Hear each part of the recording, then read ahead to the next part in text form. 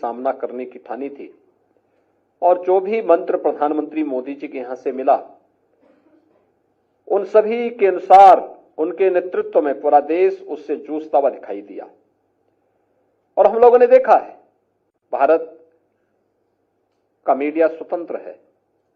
लोकतांत्रिक मूल्यों के प्रति प्रतिबद्ध है,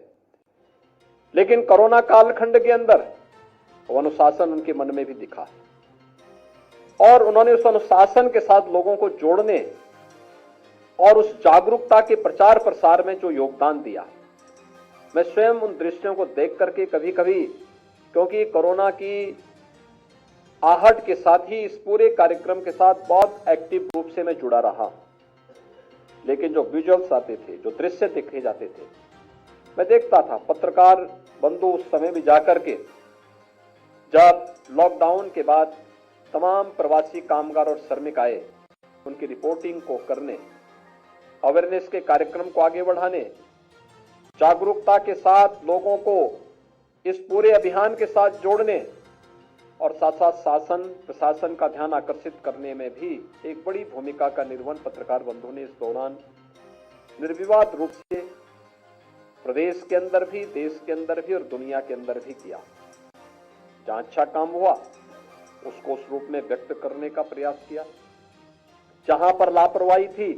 शासन प्रशासन का ध्यान उधर भी आकर्षित किया। और इस दौरान जैसे मानव हानि, जनहानि हर जगह हो रही थी, उसी प्रकार से मीडिया जगत भी उससे अछूता नहीं रहा। हमारे प्रदेश के अंदर जो मान्यता प्राप्त हमारे पत्रकार बंधु थे, उनमें से 103 इस कोरोना महामारी की चपेट में आए। यद्यपि वैक्सीन आने के साथ ही हम लोगों ने व्यवस्था की कि पत्रकारों के लिए अलग से कैंप लगे और हम लोगों ने उनके लिए बूथ बनवाए और जो पहली वैक्सीन लगाने की कार्रवाई प्रारंभ हुई वह किसी राजनेता को नहीं, किसी प्रशासनिक अधिकारी को नहीं,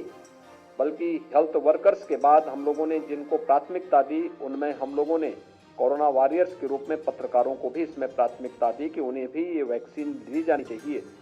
लेकिन उस सब के बावजूद हमारे बहुत सारे बंधुगण इसकी चपेट में आए। 103 को अपनी जान गंवानी पड़ी और उस दौरान हम सब के सामने आया कि केंद्र और राज्य सरकार ने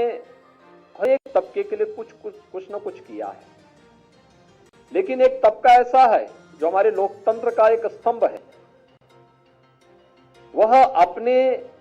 सीमित साधनों से अपनी जान की परवाह के बगैर शासन प्रशासन का ध्यान भी आकर्षित कर रहा है, एक प्रकार की जन सेवा का कार्य कर रहा है, अपने लोकतांत्रिक मूल्यों के प्रति प्रतिबद्ध होकर के इन कार्यक्रमों को आगे बढ़ा रहा है। लेकिन उनके लिए कहीं भी कोई सुरक्षा की गारंटी नहीं, उन्हें कहीं भी कोई सुविधा नहीं। तो उस समय पहले बूथ लगाए गए, उसके बाद उपचार आदि के लिए स्पेशल व्यवस्था भी करवाई गई, तमाम अन्य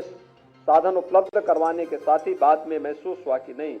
बहुत सारे पत्रकार ऐसे हैं जिनके पास वो अकेले सहारा थे और उन परिवारों को सहायता दी जानी चाहिए। और तब हम लोगों ने प्रदेश सरकार में उस समय एक निर्णय लिया था कि प्रदेश सरकार उन परिवारों को अपनी ओर से 10-10 लाख रुपए की सहायता देगी। विगत वर्ष हम लोगों ने 50 ऐसे परिवारों को यह सहायता राशि उपलब्ध कराई। आज 51 अन्य परिवारों को यह राशि यहां पर उपलब्ध कराई जा रही है।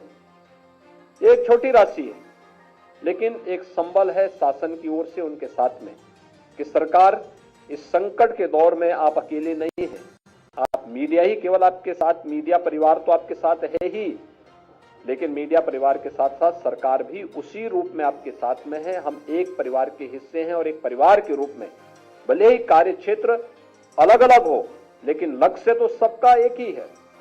लोक मंगल की कामना करना, राष्ट्र कल्याण की कामना करना। रास्ते अलग अलग हो सकते हैं और उस रास्ते अलग अलग होने के बावजूद भी हम लोग उन कार्यक्रमों के साथ जिस रूप में जुड़े हुए हैं वह अब उस अभियान का हिस्सा है। और उस अभियान को हम आगे बढ़ाने के लिए आज यहां पर एकत्र हुए हैं कि जहां पर उन 51 परिवारों को ये राशि उपलब्ध कराई गई है। 2 परिवार उनके जो आश्रित थे उन दिवंगत हुए हैं,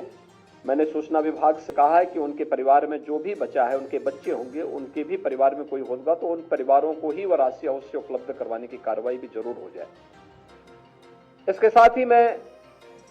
दिवंगत पत्रकारों के परिवारजनों को इस बात के लिए आश्वस्त करता हूं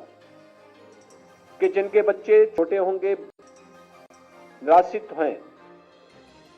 उन्हें अन्य शासन की योजनाओं के साथ भी जोड़ने की कार्रवाई के साथ हम आगे बढ़ेंगे। खासतौर पर निराश्रित महिला पेंशन की कार्रवाई जहां पर दी जानी है, इस कार्रवाई को सूचना विभाग ही अपने स्तर पर आगे बढ़ाने का कार्य करें। जो बच्चे स्कूल कॉलेजेस में पढ़ रहे हैं,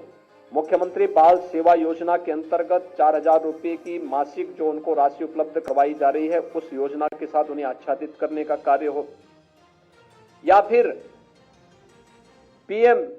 निधि के साथ में जोड़ने के लिए भी एक कार्रवाई कि बच्चे 23 साल के हो जाएं तो उसके बाद वे आर्थिक रूप से स्वावलंबन के पथ पर अग्रसर हो सके, वहां जोड़ने की कार्रवाई उनके साथ हो जाए। तो वास्तव में केवल वह अपने को अलग थलग महसूस नहीं करेगा, वह भी अपने को मानेगा कि मैं भी इस व्यवस्था का पार्ट हूं, और उस व्यवस्था के अंग के रूप में वह भी मजबूती के साथ अपने आप को जोड़ पाएगा। और यह संकट का दौर था। संकट के इस दौर में ये लड़ाई आपकी अकेले नहीं, हमारे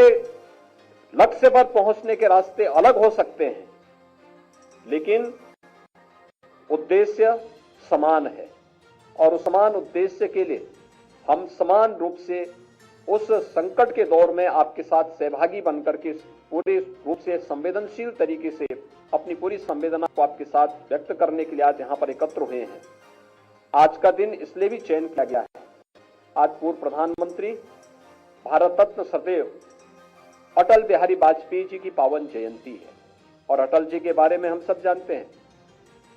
वे देश के लोकप्रिय नेता थे। यशस्वी प्रधानमंत्री के रूप में उन्होंने अपने कार्यकाल के दौरान राजनीतिक स्थिरता